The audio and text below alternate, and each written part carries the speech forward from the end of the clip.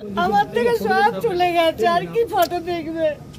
আমার ছেলেটাই চলে গেছে। আলোটা ছাড়, আমি আলোটা ছাড়।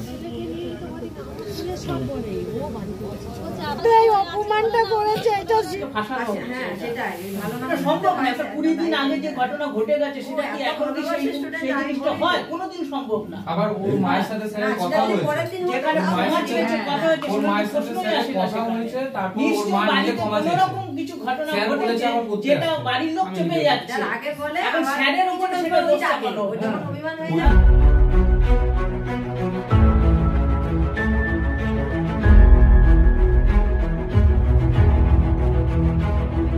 ওই তন্ময় স্যারের জন্য। তন্ময় স্যার অপমান করেছে রাস্তার মধ্যে, আবার বাড়ি এসে অপমান করেছে। ওই ফটো তোলেনি, একটু ফটো তোলেনি স্যার। তারপরে ওর দুটো বন্ধু আছে, সরল আর দেবজ্যোতি, ওরাও অপমান করতো, শুধু বলতো রাজার সাথে মিশবি না, রাজা ভালো ছেলে না। আমার ছেলে এত ভালো, সবাই বলো অপমান, ওর অনেক অপমান। ওকে কেউ কিছু বললো না, ও কোনোদিন খারাপই কি জানি, আজকে এই অপমানের জন্য আমার ছেলেটা চলে গেল। একজন টিচার হয়ে বলছি, দেখুন টিচার মানেই একজন পথ প্রদর্শক। আর আমি আমার রাজা যে যার কথা বলছেন অভিজিৎ, আমি ওদেরকে প্রচণ্ড ভালোবাসতাম। হ্যাঁ, আমি বকেছি, কিন্তু আমি ওকে মানে এমন কিছু করিনি গায়ে হাত দেওয়া বা অপমান করা যাতে ও সুইসাইড করে। দেখুন, আমি আবার বলছি, আমার কাছে প্রমাণ আছে, প্রমাণ সহ স্টুডেন্ট আছে যেখানে প্রেজেন্ট ছিল।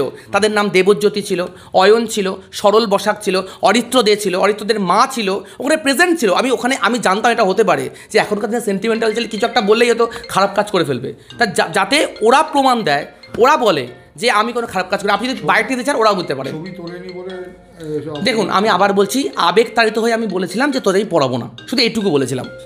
এইটুকু কথা যদি কেউ সুইসাইড করে, তাহলে আমি সত্যি বলছি, আমি মানে টিচার আর একজন প্রাইভেট শিক্ষক হিসেবে আমার স্টুডেন্টদের আমি সন্তানের মতো ভালোবাসি।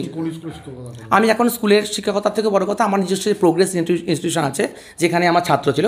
অভিজিৎ আমার প্রোগ্রেসের ছাত্র, মানে আমার যে শিক্ষা প্রতিষ্ঠান, ব্যক্তিগত কোচিং সেন্টার প্রোগ্রেস, আমি তার, ও হচ্ছে আমার স্টুডেন্ট।